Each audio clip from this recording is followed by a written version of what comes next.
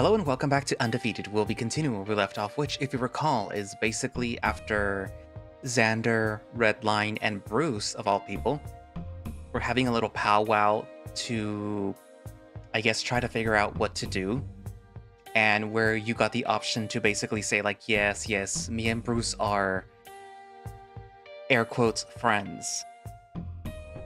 Much to Redline's, I guess, happiness, I guess. He's finally happy that Bruce is apparently being the good guy now, which apparently, I guess he was before. I mean, they are kind of friendly.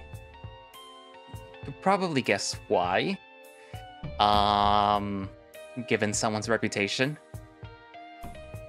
And yeah, afterwards, Redline was basically reminded that the fight isn't the week after. It's literally that weekend, so basically he decided that he had to go and find Bucky to train him. And considering that Bucky is, I guess you could say, bigger, both probably weight and probably stature, he seemed like the perfect person to train Redline because his opponent is apparently going to be maybe like 30% bigger than Redline, meaning he would be out of his weight class, I guess, and that would be bad for Redline because he would expend more energy trying to take up an opponent down who is bigger than you. But yeah. Anyways, what else? Oh, it was hinted that Drayden and Bucky may or may not be a thing because Bucky accused Redline of interrupting his date with Drayden, and Drayden was like blushing. He didn't, deny it or anything, so yeah. It probably flew over Xander's head though, because he's kind of dense. But yeah. Also, if you're wondering why I did not choose to accept Bruce's offer at the beginning, to basically leave, if you do, it kind of makes Zander sort of more toxic. Like, he will accept and he will make his way towards the elevator in order to try to get out. But he goes up, the thinking process that's going on through his head is very negative and toxic. And compared to if you decide to stay, it kind of seems like that would be the worst option. I guess like running away from your problems. Like, instead of saying like, oh, I can get out and, I can start over, Bruce will pay, the fees or whatever. It's more of like, oh, Bruce owes me this, and like, who cares about Redline? Who cares about Bucky? Like, who cares anything, whatever, I'm just gonna get out of here and, screw all these people. You can kind of see, that was not the correct option. Whether or not you would eventually, end up in the same place that you would if you decided to stay, I don't know, because I just didn't read enough of that option to see whether or not it would make any difference. I just decided, that's probably not the good option. But yeah, I guess that's it. So that's enough of a recap. Let's finish round 5 of Undefeated.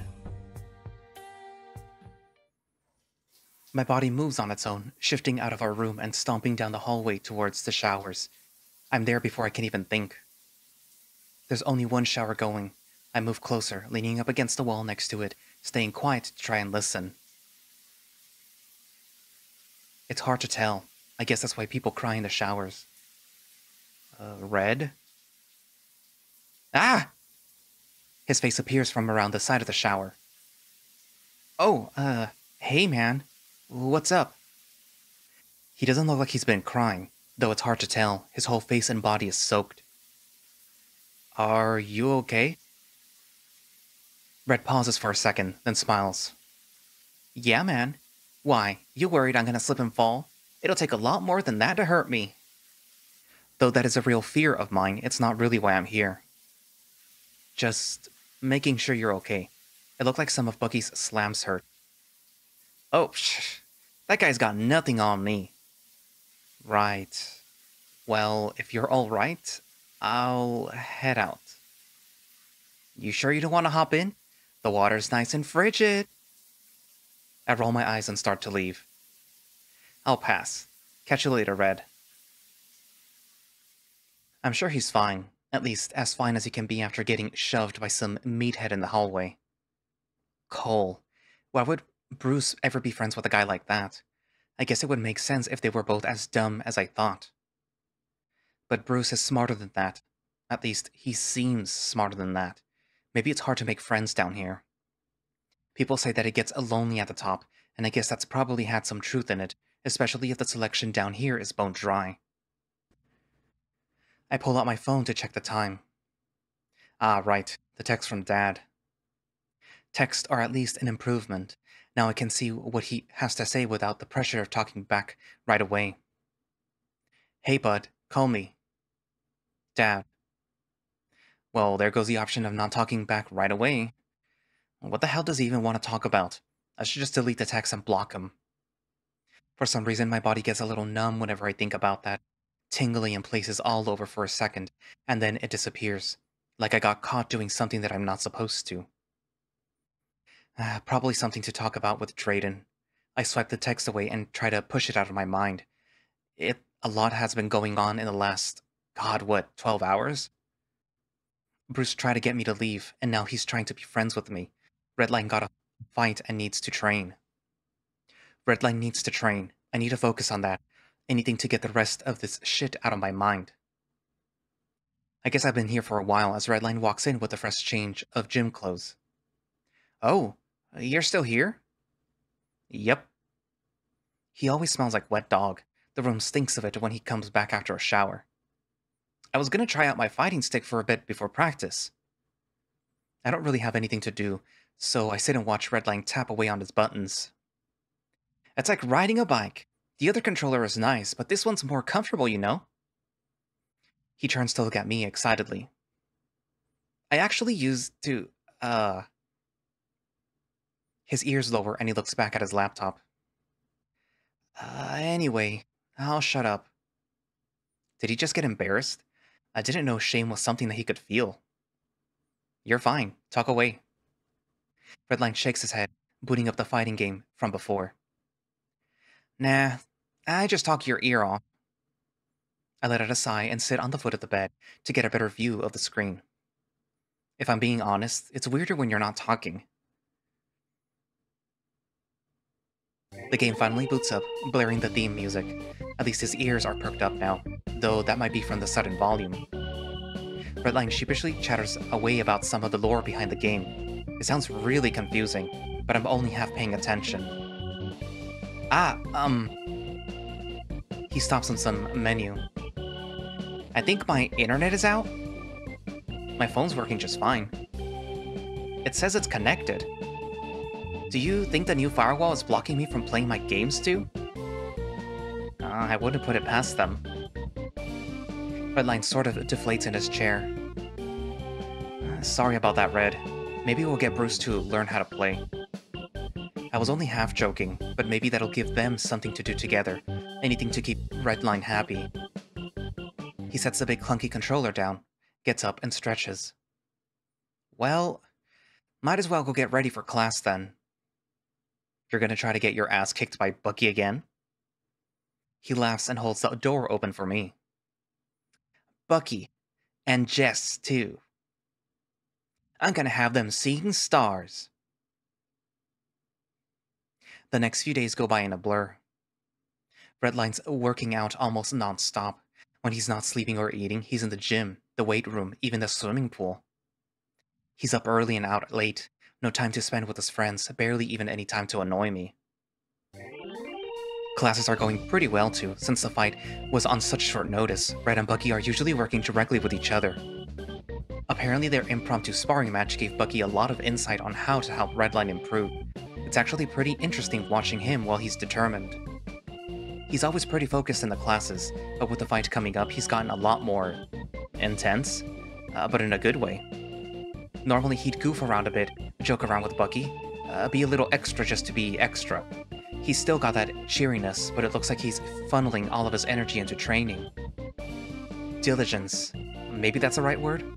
The kind of guy that can focus his sight on exactly what he wants, and put everything that he has into getting that.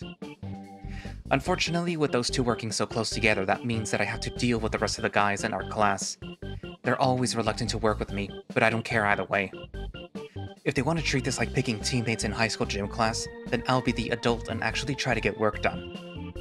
I swear one of them actually tried to hit me with full force at one point, retaliating the same way would just get me in trouble. I wish these guys would focus like Redline is.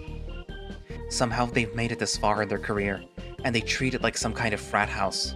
Whatever. Time passes, Redline trains. He goes to the weigh-in and... Bigger? Redline shakes his head. They don't list the actual weights, so I might just be remembering wrong. But I swear, Jesse looked even bigger than I remember him being. And you said that he was already bigger than you? Yeah. Maybe I'm just remembering wrong. I usually have a good eye for names and faces, especially someone as popular as Jesse. Are you nervous?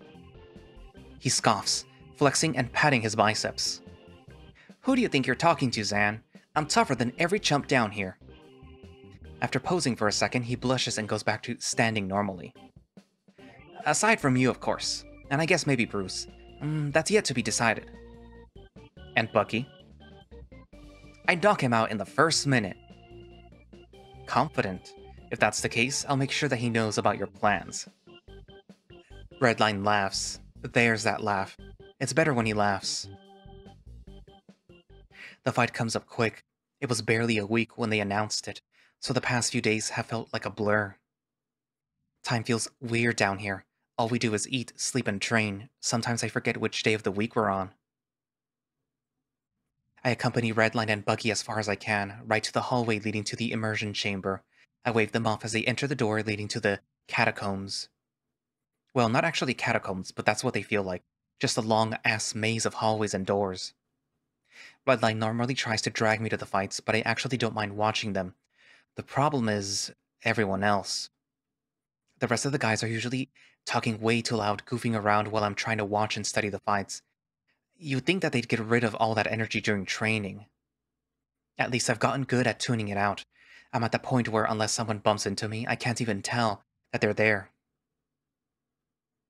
I enter the viewing room and see the inside of the arena is already on screen, so I hurry up and drop down in an empty seat as far away from the others as possible. The commentator starts speaking off the camera. Good evening, Fang fans across the globe. This is Brett Brock, your favorite Hawk, coming to you live from the Fang Arena. Brett Brock, my favorite Hawk. He's alright, I guess. He's been commentating Fang fights for a long while, at least for the most time that I've been watching. Brett's got a lot of ring IQ, and he also tends to provide a lot of insight on the fighters that the other commentators would have missed. He keeps track of their records and history and tends to talk about things in a way that's just nice to listen to. The last guy before him got canned after he asked the cameras to turn away from a particularly bloody fight. Apparently his comments ruined the shot of the knockout, and they couldn't use it for promos. Whatever, Brett's alright, definitely better than his co-host. And I'm Johnny Roar. Fucking Johnny Roar. This guy's a grade A creep. He starts out as a video podcaster, which is a stupid name already. You make videos. That's not a podcast. Anyway, he got popular going over some Fang fights, especially when they started getting more and more violent. He used to interview the fighters whenever that they could get topside to speak with him. He got popular fast, so Fang brought him on as a commentator. Now he's working some kind of weird limbo position where he's in Fang part-time and just to talk over fights. Since then, the embargo on fighters talking publicly has only gotten stricter, so he doesn't do too many fighter interviews these days. They got replaced by interviews with... man, I don't even know. The last three guys on his show talked about how much they hate women for not putting out on the first date, and then immediately shat on gay people for daring to look in his direction. His earlier videos had some actual insight into the fights, but now he's cultivated such a god-awful audience, it's just mind-numbing garbage. And he fucking sucks as a commentator. I mean, he's okay, I guess. But Brett had such a nice flow on his own, and now he has some homophobic influencers spouting off bullshit while he's trying to talk. I can ignore it, but it just makes the audience Fang garners a lot worse to deal with. Lots of guys hoping for some bloodshed and violence. Pleasure to have you here, Johnny. How are you tonight? I'm fucking stoked for the fights, Brett. You know, I've been flying all across the country these last few days recording stuff for the Joncast, so I barely had time to read up on the fighters. You mind filling me in? More than happy to, as usual, JR.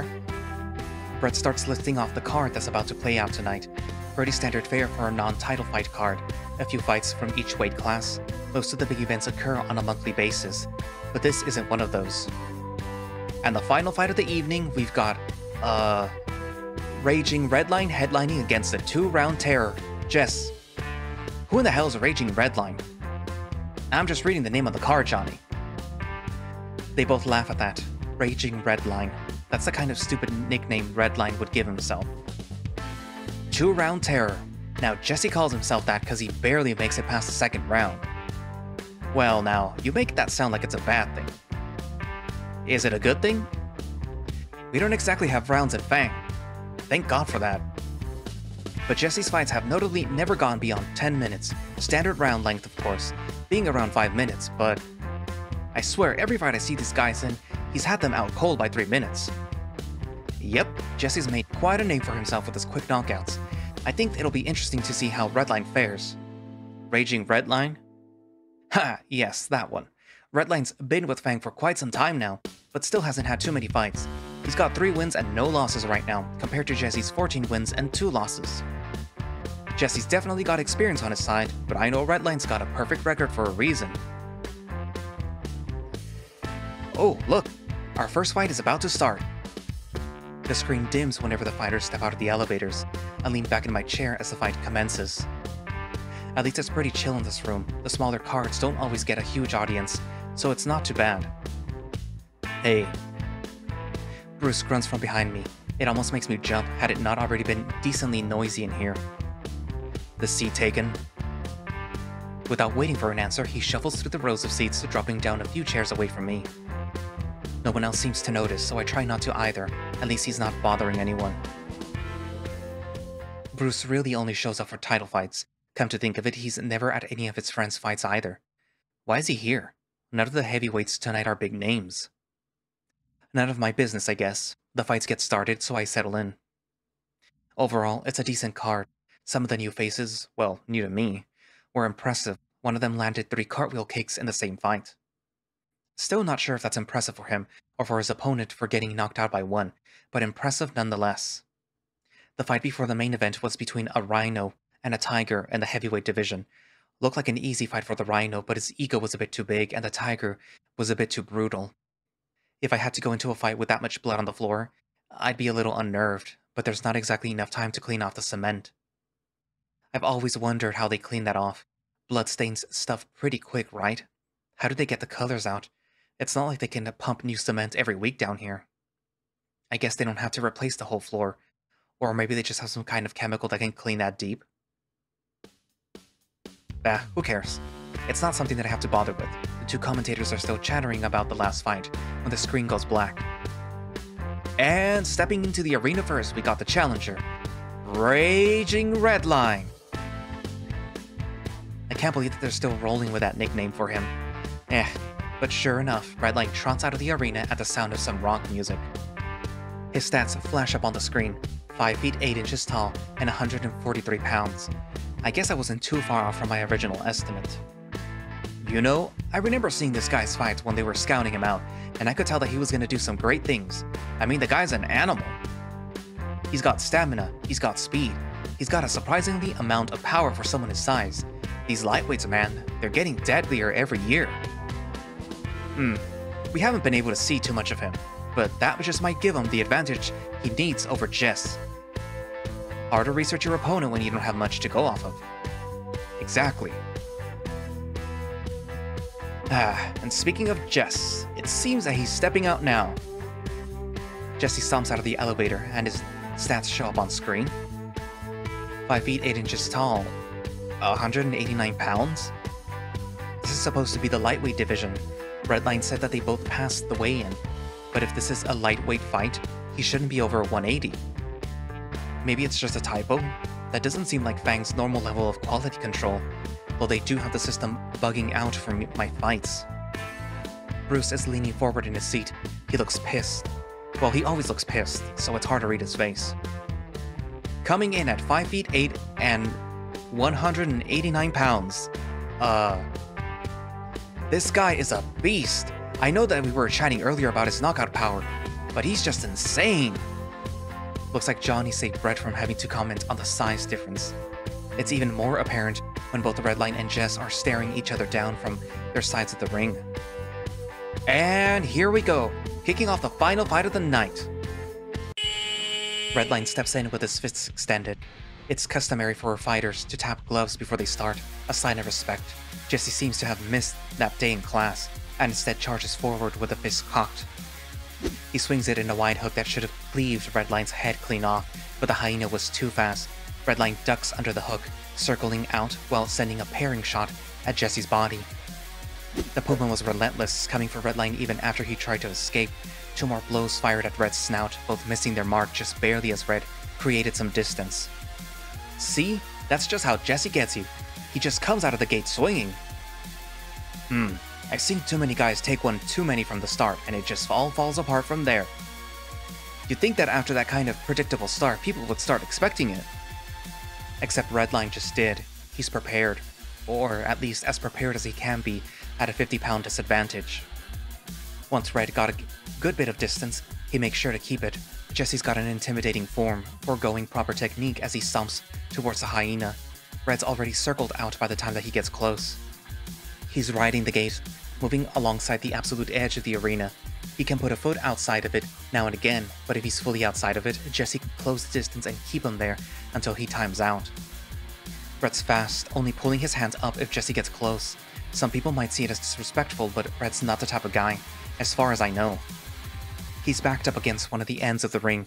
The Puma moves in, Redline ducks and circles out, hardly even bothering to fight back. Seems like they're playing some tag in there. Redline's making him move all across the ring. He's playing a dangerous game, but I think I see the picture. If Jesse's fights only last for a few minutes, that means that he probably won't have the energy to fight past the time limit. Once he reaches that time limit, he's gonna get exhausted, weak, slow. Red can piece him apart. Of course, he's got to survive that long. No doubt the first few punches thrown at Red would have ended the fight then and there.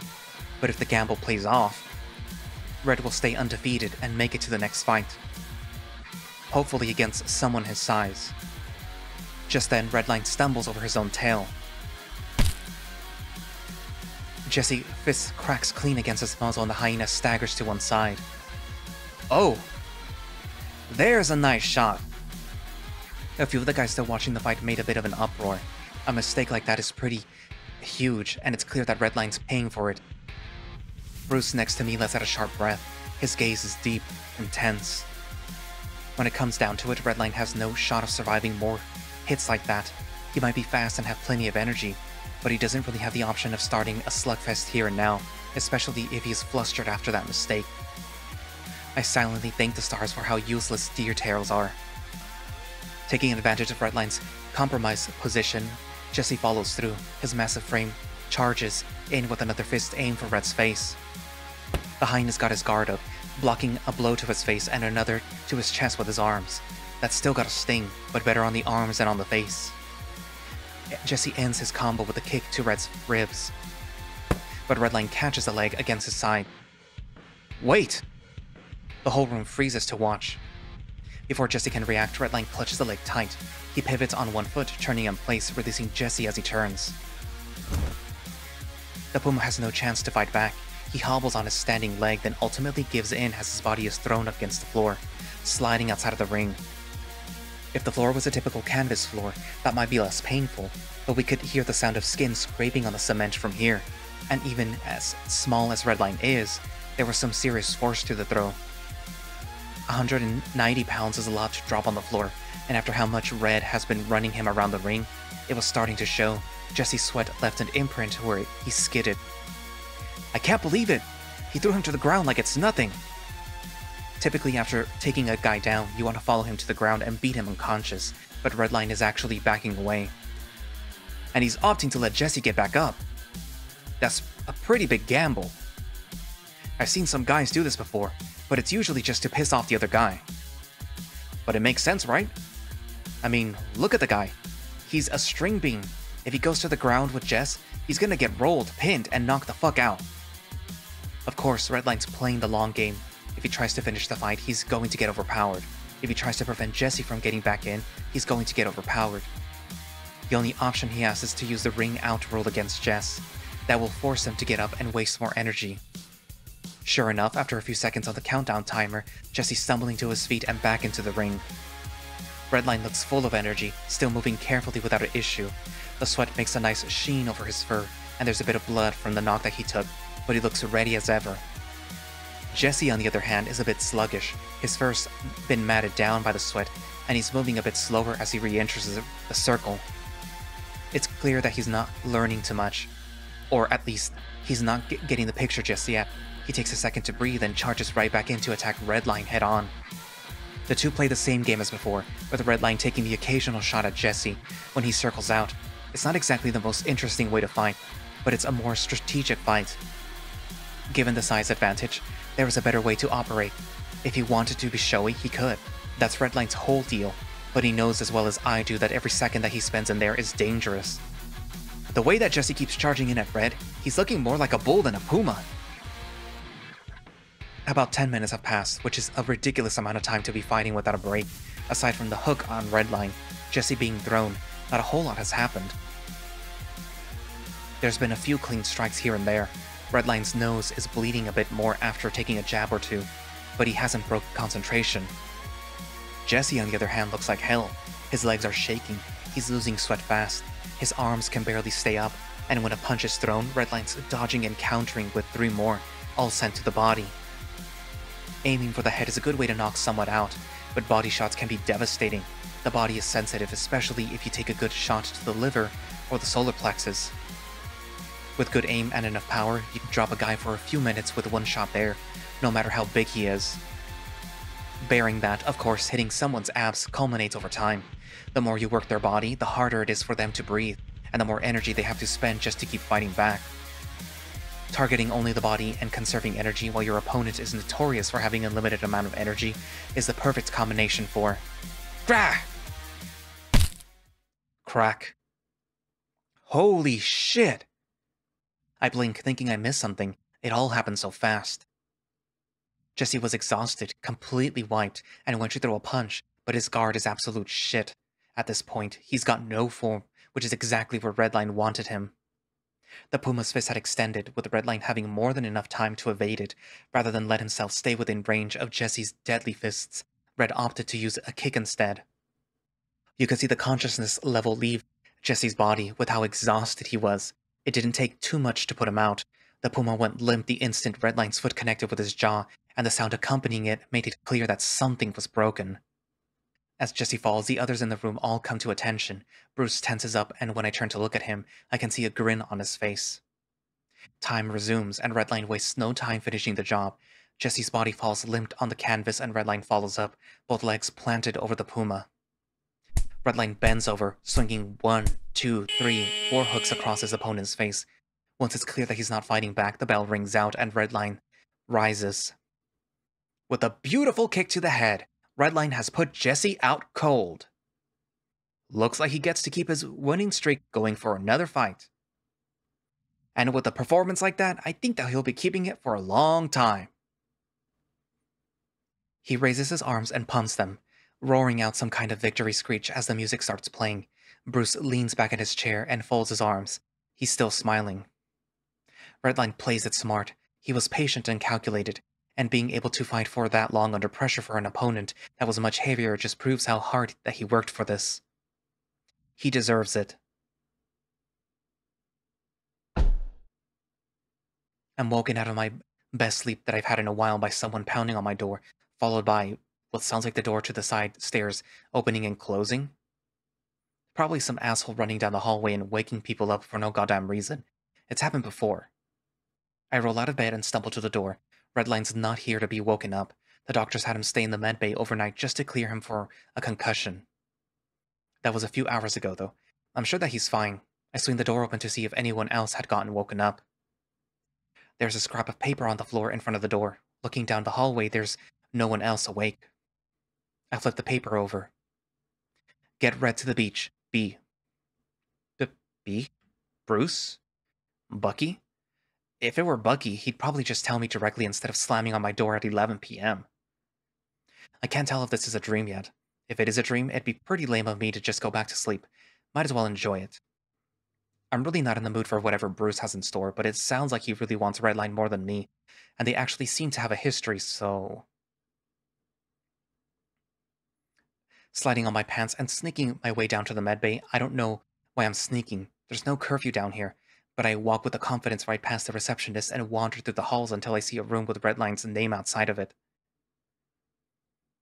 The door creaks open, and he's in there, sitting on the bed, legs dangling off the side. His ears twitch when he hears me, but he doesn't move until I speak.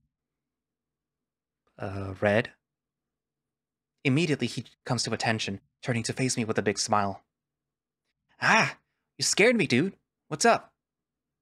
You're still up? Yeah, the doctors cleared me a while ago, but I was, chatting with Drayden. I feel like I have a responsibility to ask about that, but Bruce's note shifted in my pocket. Ah, gotcha. I got this note by our room.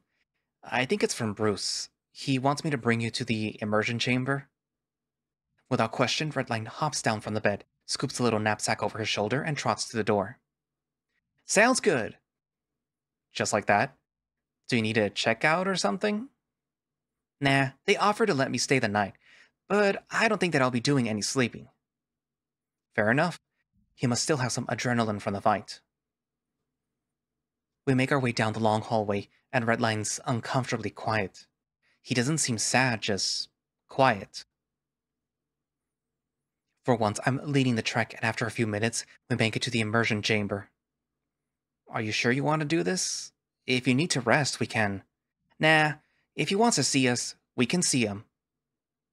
We open the doors and find Bruce standing behind the bar counter, setting up a few bottles of various drinks. He looks up as we enter, and smiles when he sees it's us. There they are. Redline and I share a quick glance before he speaks up. What's all this? A party. Didn't you know fighters get a celebration after a win? Yeah, but that's usually a tier 3 thing. Well then, you're a tier 3 fighter, just for tonight. Figured a fight like that deserved a little party, so I booked the room for us. This feels like a setup. Or something. I don't know. Bruce saw how drunk Redline got at the party. He knows how rowdy he can get. But Redline smiles, drops his bag, and jogs forward to the little hut. Dude, that's so nice of you. What the fuck? Huh. Just don't go mentioning it to Bucky. Why, afraid he'll kick your ass? Yeah.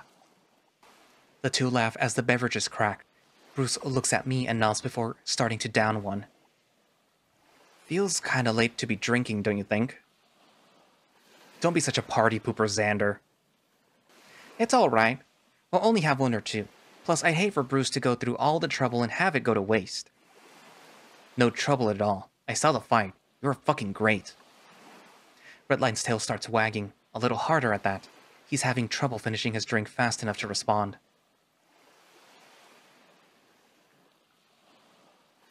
You got how many backflips? 4? No, 5. Bullshit. I bet I can prove it. Only if I get to be the one throwing you in the water. We've been talking for a while. I'm getting a little sleepy, but it's nice listening to other people talk, just as long as I am not the one needed to provide conversation. Redline and Bruce have been chattering about their various vacations for the years. Red brought up his summer cabin adventures, bragging about how many flips he did off the Pudge. We can always just shave your chest to recreate the aftermath. Why? So you can see my nipples, you whore? Yeah, maybe get something tattooed there too. Raging Redline. Red howls with laughter at that. I still can't believe that they let me get away with that. I slipped Brett the revision at the weigh-in. I didn't think that they'd read it. Well, congrats on your new brand, Rager. God, don't... The sports drinks are going to be breaking down your door for a sponsorship. Gah, don't make me regret it any more than I already am. Redline shoves Bruce playfully as they laugh, but when Bruce shoves back... Ah! Redline resists a bit too much, and his drink tips over, covering Bruce's shirts and shorts. Ah, fuck. I'm sorry, man. Nah, it's my bad. The dino flicks a bit of the pungent drink off his arms, and waddles to the exit. Let me go get a change of clothes. Be back in a sec. The door closes, leaving me and Red alone under the night sky, or at least a simulated version of it. Redline's giggles are still dying down, but after a bit of silence, he speaks up. Bruce is so fucking hot. I'm shaken a little by how sudden he speaks up, then again by the realization of what he just said. He seems to notice too, as he covers his snout in shame. Sorry, I know you two have a whole thing going, but like, it's been on my mind forever, and I don't know who else is willing to hear it. It's fine, Red. His tail starts wagging. I mean, you're really cute too.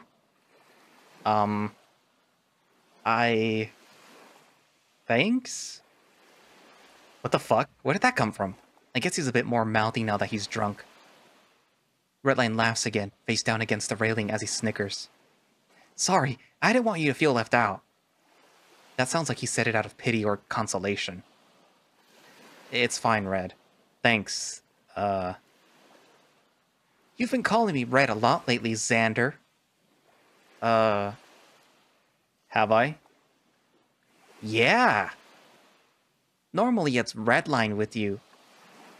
Bucky and I actually made a bet on when you'd stop. Oh, sorry. Is that a problem? No, not at all. I thought it was cute. It's fine either way. Red is reserved for good friends and family, of course. Right. What about you? What about me? Which guy do you think is hot? I don't recall ever telling Redline I like men. How do you know I'm gay? Because you just told me, dear boy. Oh. Damn. Redline rolls his eyes. Besides, like I need you to tell me that. I got a sixth sense. Hyenas have a very strong gaydar. I thought a hyena's sixth sense would be a sense of humor. Because they're laughing all the time, right? Wait, is that offensive? Redline thought that it was funny at least. What the fuck? That's perfect! Okay, then gaydar is my seventh sense. He taps his nose, then touches one of my antlers. And it's almost never wrong. Well, he's got me there, and with how openly comfortable he is, I don't really have a problem confirming his suspicions. Yeah then, you got me. Redline giggles and ruffles my hair. So, which guy is it? Anyone here got your eye? Ah yes, Theodore. Not just... who do I have my eyes on? I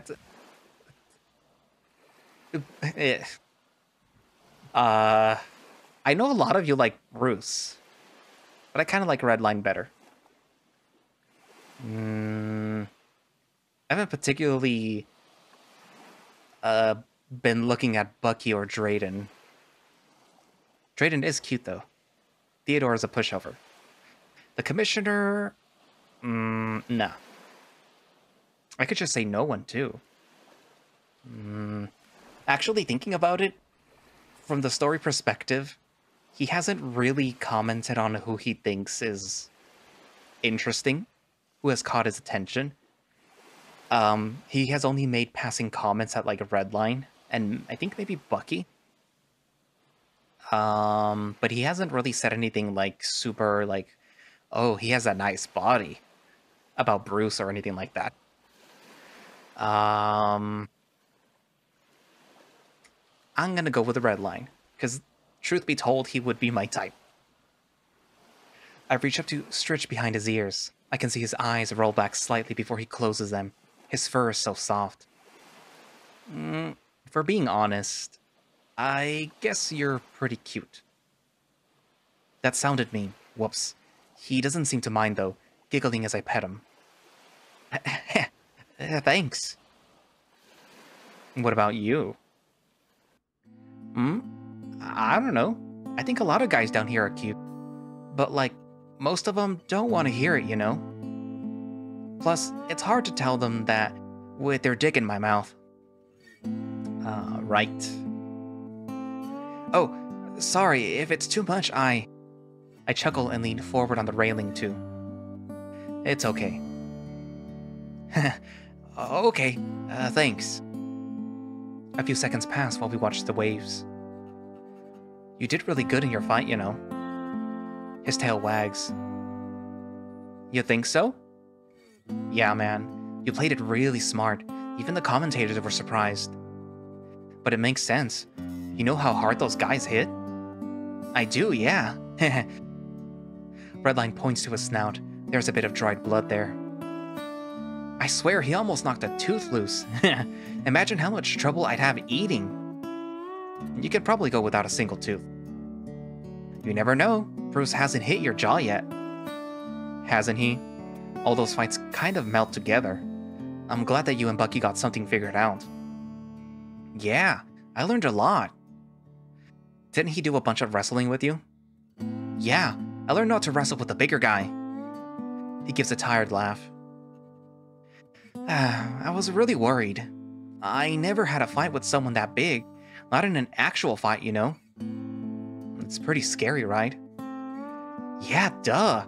I mean, he's only a couple pounds bigger. Nothing like you and Bruce. A couple of pounds? Dude, he was almost 50 pounds heavier. Redline pauses. Huh. Are you sure? I mean, he looked pretty big already, but I wasn't sure if it was just anxious or... And I never did see his weight. The weigh-ins don't usually let us see. But it's weird that he's not even a lightweight. It was a lightweight fight, right? Bucky said that I made the weight.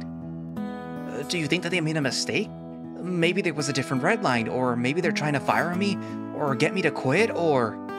Redline keeps spouting out his anxieties, and for some reason, I can't help but place my hand on his head. His fur is really soft. Redline freezes for a moment, mouth still open. I can see the blush on his face. Zander? I don't really know what came over me. I just had some urge to pet something soft. You seemed anxious, so, I clear my throat and move my hand back to the railing. That's okay. If you ever want to pet me, you can just ask. Bruce does it all the time. All the guys do, really. Sometimes without asking. But that's okay. I like the attention. I'm not really sure what to say. I don't even know why I did what I did. He was cute. I don't know why.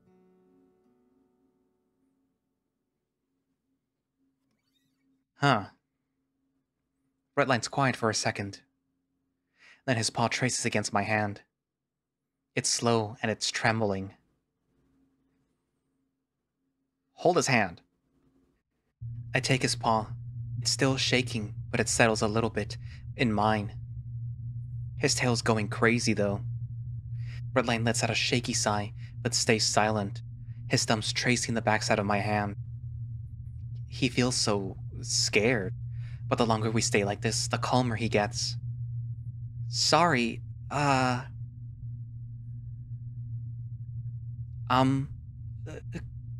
close your eyes. I don't really question it. I think I know what's coming. I think I'm okay with it. I close my eyes. Red, you... Just then, I feel a quick kiss on my cheek. I open my eyes and look at him. He's smiling, still leaning in close. Redline whispers in a low voice. I meant what I said earlier about you being cute. I can smell the drinks on his breath and look back to the ocean. You're just drunk. Redline laughs a little and his grip tightens. They're non-alcoholic, I'm pretty sure. I turn the bottle nearest to me and read the label. Huh. Hmm. My hand is released. So, were the other fights good? Hmm. They were fine. Nothing really to write home about. One guy got a cartwheel kick knockout. Jesus, why hasn't Bucky taught us how to do that? Probably because he knows that we'll go for it in a real fight. Redline laughs and lets out a sigh, leaning forward against the railing. We watch the waves in silence for a bit.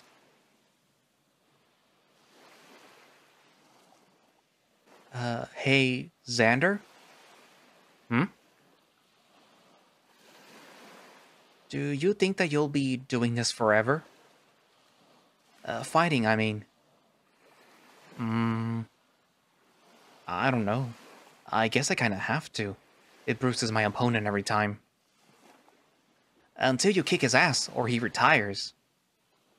Right. Any day now. And what about you? I... I don't know either. Don't get me wrong. I like doing what I do here.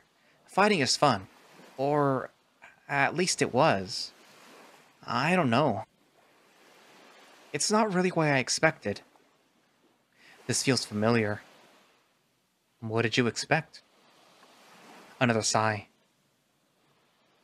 I don't know. Fighting was a lot more fun when I was doing it. For fun, you know? I like staying fit, and I like spending time with my friends and family. Uh, I guess I can't do that anymore. Why not? I mean, I'm down here, aren't I? People always said that you have to be dedicated and do what you love and all that. And here I am, miles away from my friends, and he shakes his head. Sorry. Well, do you love fighting? I do, but it's like I'm not doing it because I love it. I'm doing it because I have to now. Is there anything else that you'd rather be doing? I I don't know. Yes, but I don't know what. Maybe I could have joined the band my buds invited me to, or maybe I could have done more photography or done something with fighting games. Just it's hard to tell if I fucked up, you know. I sigh. I know. I do have one goal at least. Yeah. Yep. I want to be the best fighter down here, and I want to get so good that they put me in charge. And I'm gonna make some changes. Like bigger rooms and more vacation days and hot water in the showers. And healthcare and better pay. And let people use the internet. And more than 2 washing machines. And I'm gonna make them use 4 eggs in the omelet again.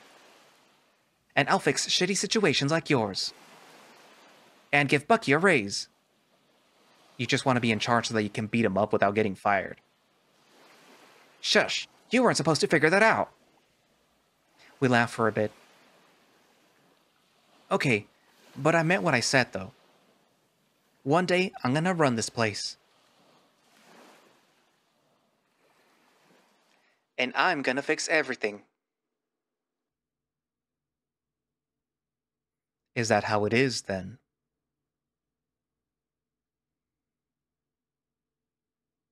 The commissioner sighs, eyes glancing to a screen on the wall filled with spreadsheets and reports, the viewing data from tonight's fights. Hmm, with numbers like that, you won't be going very far. But not to worry, Red. He snaps his fingers and a very exhausted-looking rabbit comes to attention. Sir? Theodore, do we have the roster set for next matchmaking day? Yes, sir, though I don't think Redline is on it. Bring it here, please. I have a few changes that I'd like to make. To be continued. Thank you for reading the demo to Undefeated. blah, blah, blah. So it seems like the commissioner has his eyes set on Redline for whatever reason. I guess maybe it has to do with the fact that his little outburst in at the other party, where he kind of revealed what was going on with that one fighter that left, or I guess that was fired. And perhaps his overall performance or whatever, I don't know. It kind of sucks to like single Redline out like that. But yeah, let's talk about the commissioner there for a second though. If you recall from the picture that was shown in the previous video, I think, the commissioner shares some striking similarities with Redline's father. And you could see it like with the ears and the face color. So I'm wondering if that is the father, or at least somebody related to Redline, because he did refer to Redline as Red, which, if you recall, Redline says is usually reserved for friends and family. And I'm pretty sure that the commissioner would not be a friend. So, you know, put two and two together. Anywho, so who would you have picked as the person that Zander has his eyes on? I personally Redline because I like Redline. I prefer him over all the other characters, even though he can be a little annoying to Zander. He probably would be the type of person that I would gravitate towards. He's short. I like short guys. I usually don't discriminate with weight, but if I could picture Redline as a person, it'd probably be somebody that I would, go like, yeah, I want to date this guy. And that's coming from an introvert who would probably find his extroverted nature super annoying at times, but that's just my boyfriend. Anyways, but that's not saying that they're a couple or anything, because remember that this is a safe for work visual novel. There is no NSFW content except for, the fights. But yeah. What else? I'm pretty sure that most of you would probably pick Bruce. I mean, the T-Rex is good looking, and even Redline said so too, so. It would have been funny if they gave you the option to also pick, what was his name? The one that was picking on Redline. It would not have been funny. It would have been funny to see the option there, but it probably would have been kind of messed up to pick them.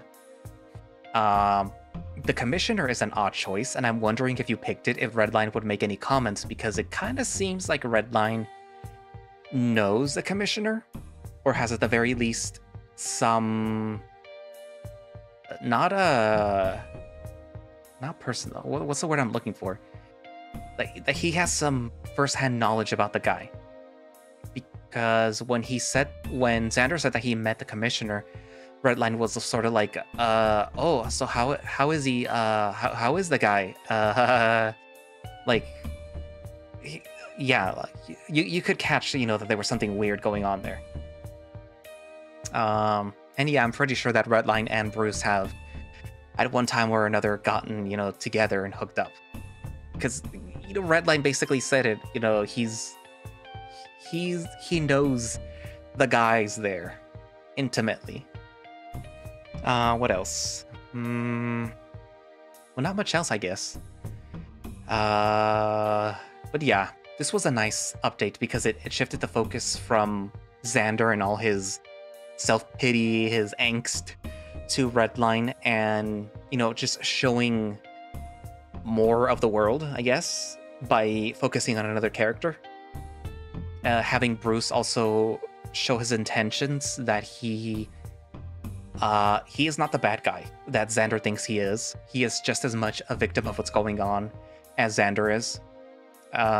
Because he doesn't want to be beating up on Zander all the time. He wants to have a serious fight, and unfortunately now he's stuck with Zander, and Zander is stuck with him. They're both, they're both stuck with each other.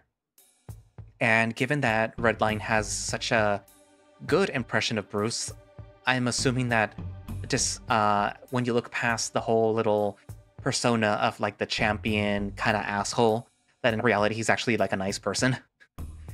And yeah, and it is, he probably has the type of friends that he has because that's what he's expected to have, I guess, maybe.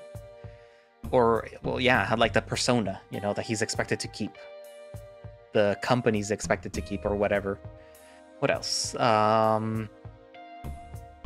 Yeah, I guess for the next rounds, I am hoping to learn more about why the commissioner's doing what he's doing. My guess is that perhaps Fang is losing money and it's losing its clientele, or it's garnered the wrong type of clientele that is only here for the violence and not really for the fights.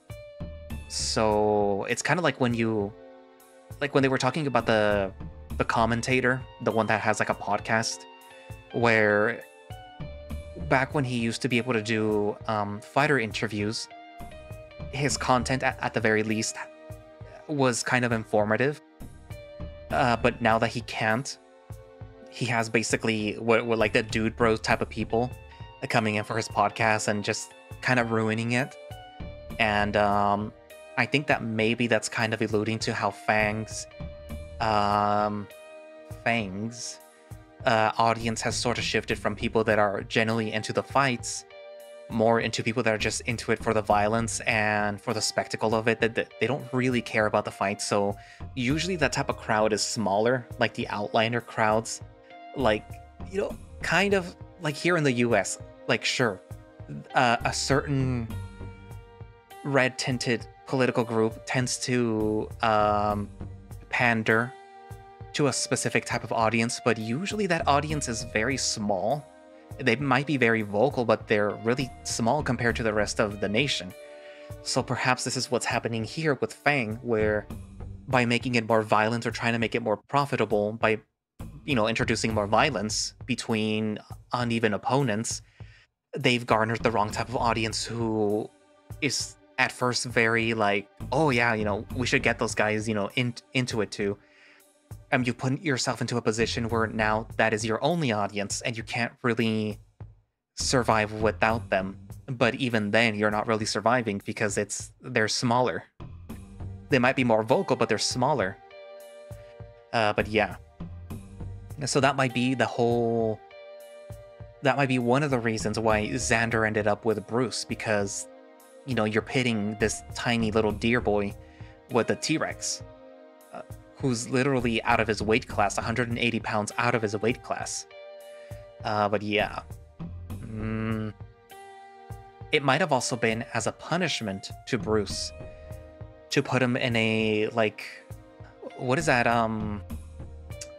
The whole thing about rolling the boulder up the hill every day, but never being able to roll it over the hill.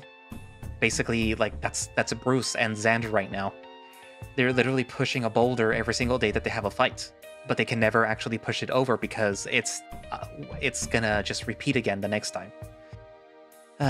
Anyways, so comments, write down what you think, and thank you all for watching slash listening. If you would like to play Undefeated yourself, you can do so by going down into the link in the description, and I believe that should be the Undefeated Twitter page. I do believe that they also have a Telegram, if you use that, you know, if you're a furry and you have Telegram.